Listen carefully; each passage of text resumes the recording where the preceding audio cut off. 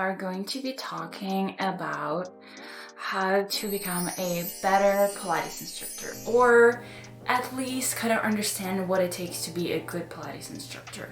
In my opinion, there's a lot of misconception of what good Pilates instructors do. There's a lot of things like, oh, if you push your clients for as much as you can, then you're gonna have best classes, etc.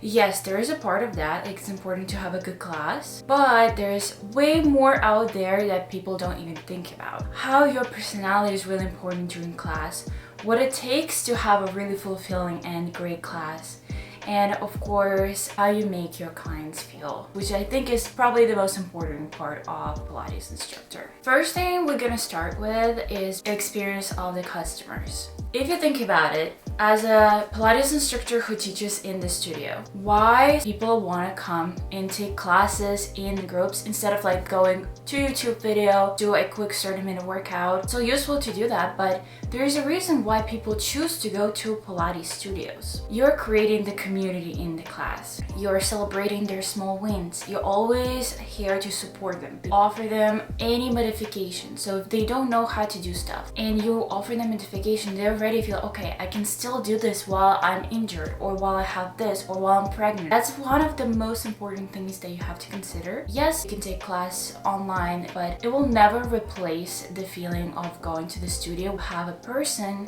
watching how you do the exercise. A great instructor will always adjust and correct. I think there's a big problem with Pilates instructors nowadays is that they're afraid to correct people. I kid you not, how many people came up to me after class saying, thank you so much for correcting my form. Just little things that we don't consider, they're so important. People feel seen. Right, a second, the most important thing is your class plan. Before you teach the class, you have to try the exercises first and how they flow with each other.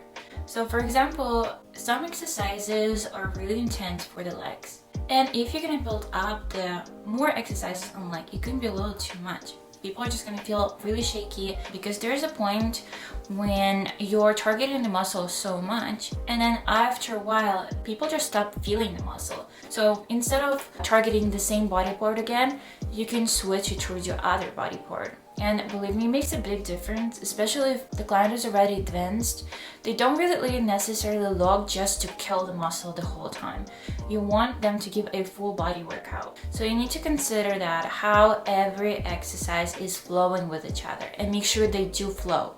So for example, the biggest mistake that a lot of studios actually make is making too many changes at the same time. You're basically changing the whole class instead of working your body. You're basically just moving, which is, I mean, some people like it. I'm not gonna say people don't like it because you're moving faster and actually sweating, but it's not the best way. It's not a productive way to work out. You wanna make the muscles work.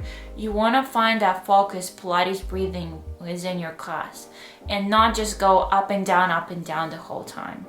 This is going to be my last tip. I think the most important tip out of all, because it is your personality and your energy that you bring towards your classes. You are the one to bring the energy to people. Energy, positive energy, is contagious. They're gonna feel it. They're taking your energy and they pull it into themselves. They have energy to do the class. They have motivation and kind of positivity to work out.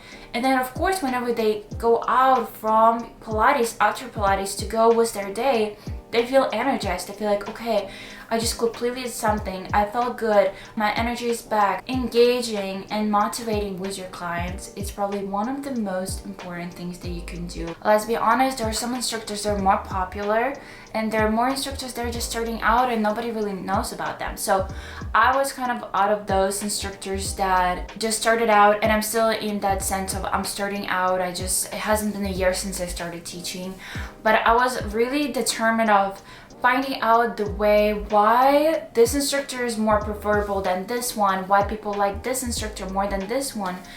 And I think the biggest takeaway that I got is their energy during class. If your clients do not have fun in your class, if your clients are just draining the exercises, they're checking their time whenever the class is going to be ended, you're doing something wrong. You need to entertain. As bad as it sounds, and people told me, don't entertain, teach Pilates. but you are entertaining your clients. It is true.